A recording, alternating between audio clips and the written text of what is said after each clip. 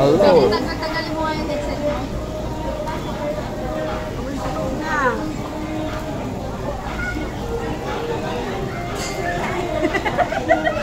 Happy Father's Day.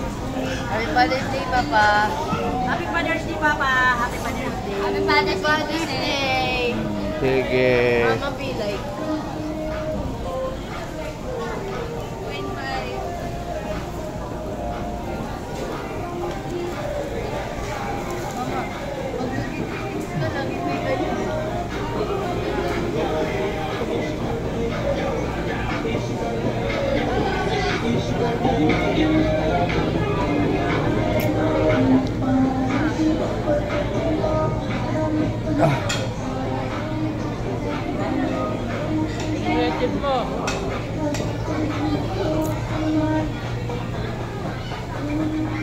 Hello.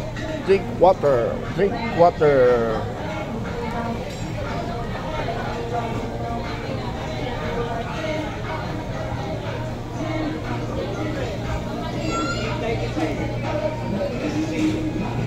Hello.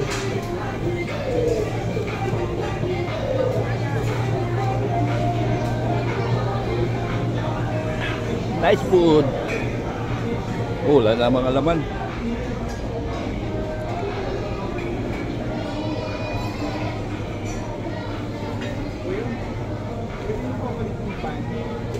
Yung table sa bulo.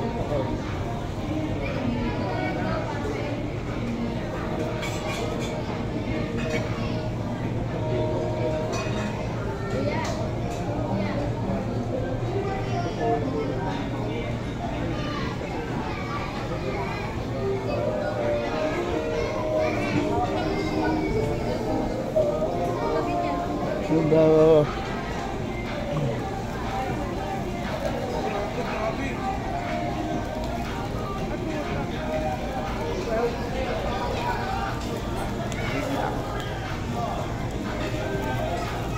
Hello.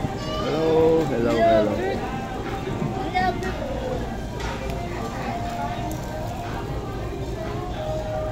Kain. Celebration ng Happy Father's Day. Okay na yan. Tuloy lang ang ating ligaya. Filipino Guerrilla Forces. Nag-enjoy lang kami sa aming celebration. Happy Father's Day. Ang Israel at saka Iran medyo nagkainitan. Ang dami ng mamamayan ang naperwisyo ng building economic nila. Ito na siguro ang paghusga ng ating Panginoon. Karamihan ngayon puro high-tech na tayo, ano? So puro kalabitan na lang. So ito mahirap. Ang United States ngayon nagpadala ng airborne troopers. Pag sinabing airborne troopers, yun yung from the air to land.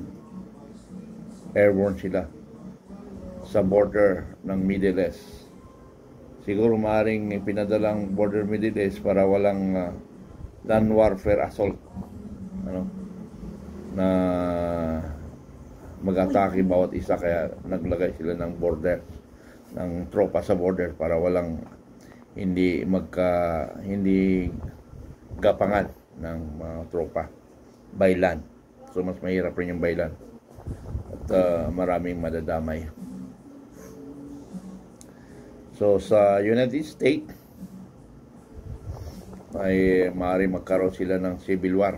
Marami ng states ang nagproprotesta.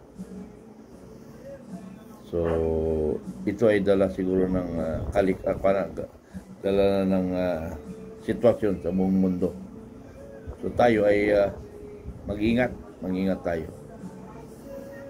Sa isang banda, sa Pilipinas, ito pa rin ang problema natin, politika. Politika ang problema ng Pilipinas. Pero sabi ko nga, sasamantalahin nga natin itong gulo ng politika na baguhin natin ang sistema. Kaya nga lang, ang Pilipino hindi pa rin handa. Hindi pa rin handang makialam. So yun ang kailangan natin. So, ang kahilingan ko sa kasamahan ko sa Filipino Guerrilla Forces, tuloy-tuloy lang tayo magparami. Magkaroon ng mga miyembro sa lahat ng lugar, lalo-lalo sa mga barangay. Yun ang objective natin. So, tuloy lang tayo. Panawagan ko, marami ng unit logo ang Filipino Guerrilla Forces. Marami ng unit logo. Ang international, may mga unit logo na sila. Ang instruction ko doon,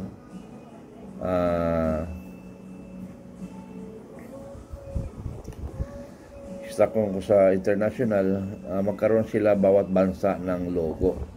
So yung bawat bansa, i-relate nila sa FGF at saka international, then kung anong bansa sila, i-relate rin, kasi para malaman kagad na nakasunod tayo sa environment ng bawat bansa na magkaroon ng unit logo.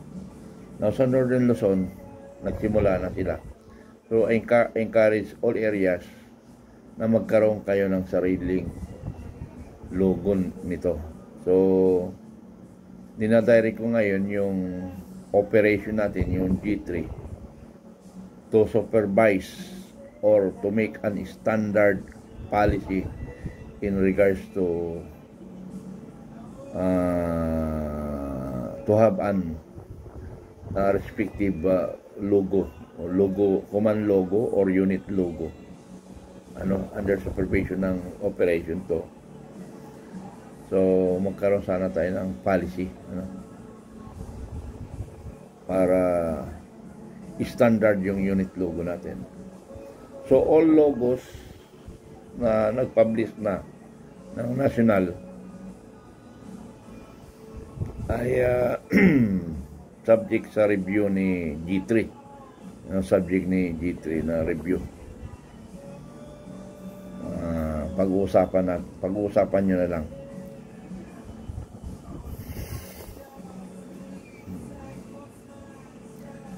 So dito naman sa problema sa ating bansa politika, hindi ko rin maintindihan may mga taong galit na galit kay Inday Sara na magnanakaw daw.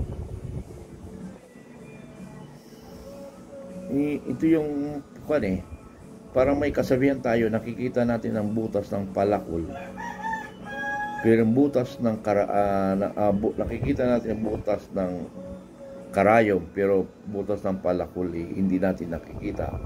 Ang ibig sabihin noon, yung kunting halaga na amount na nawawala as alleged ay nakikita, pero yung garapalan o yung sinasabi ng palakol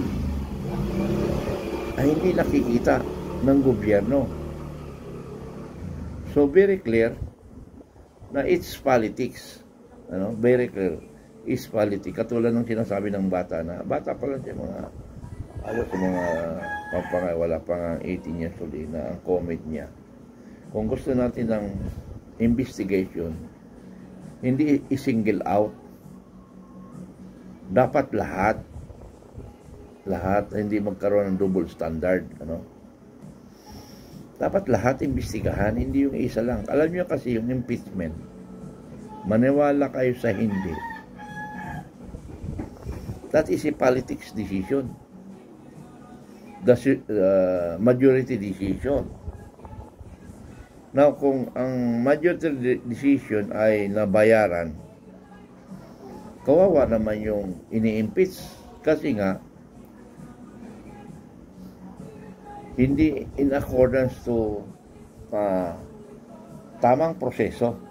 Katulad kay Justice Corona, na-impeach siya, Dahil nga lang sa butuhan. 3 nga lang hindi bumoto dun eh. Kasi hindi nga nagpabayad eh. Si Bangag, si Miriam Defensor at saka si Jocor Arroyo. Yung dalawa, wala na eh. Ang natitira na lang itong si ating presidente, President Marcos. Yun ay miracle decision. Kaya nga sabi niya, gano'n naman yung impeachment niya yan eh. Paramihan ng boto. So, i-impeach na lang natin si Inday Sara. Ang problema lang, ibinalik ng Senado. Dahil daw, binadali ang proseso. So, ibig sabihin, binalik ang proseso, binalik ang kaso. So, another process naman sa Congress bago makarating uli sa Senado. Kasi nga, unang preliminary statement ni Senador Bato ay hinihiling niya na wag nang matuloy ang impeachment for the following reasons.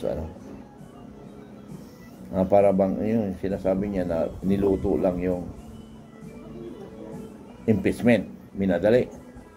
Ito naman si Senador Villanueva na sinasabi niya walang karapatan ang Senado na i-closure ang impeachment. Walang karapatan. Ang tanging decision lang ng senador, ng mga Justice Senate ay magkaroon ng hearing. Ituloy ang impeachment, magkaroon tayo ng hearing, then we'll decide. Pero yung hindi pa tayo nagsisimula ng preliminary hearing, i-dismiss natin, wala daw sa authority. So, anong nangyari? Tuloy ang hearing, then we decide. They decide na ituloy ba o hindi. Nagkaroon ng butuhan na hindi na ituloy. So, nanalo 5-8, 5-18. So, layo, no? So, ibig sabihin, 5 lang yung natira na hindi matuloy ang eleksyon. So, sino yung 5? Si Senador Gatchalian, Senador Coco Pimentel, at 2 babae, si Senador Conteveros at saka si Kibinay. Yung dahilan kay Coco Pimentel kaya hindi pumabor dahil ino po yung misis niya sa gobyerno. Kibinay naman siguro maaari yung pagkatalo ng kanyang ama na presidente. Kay Conteveros naman dahil talaga siyang kumikilos sa grupo, lalo na yung kay Duterte, kay dating Pangulong Duterte, isa sa nag-move. Kay Gatchalian naman ay hindi ko matandaan kung anong dahilan kay Gatchalian. Kalimutan ko kay Gatchalian. So yun lang mga kaibigan, na nagsaya kami para sa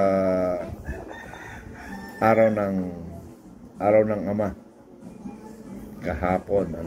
So maraming salamat sa inyong pagsusubaybay. I love you all. Bye-bye.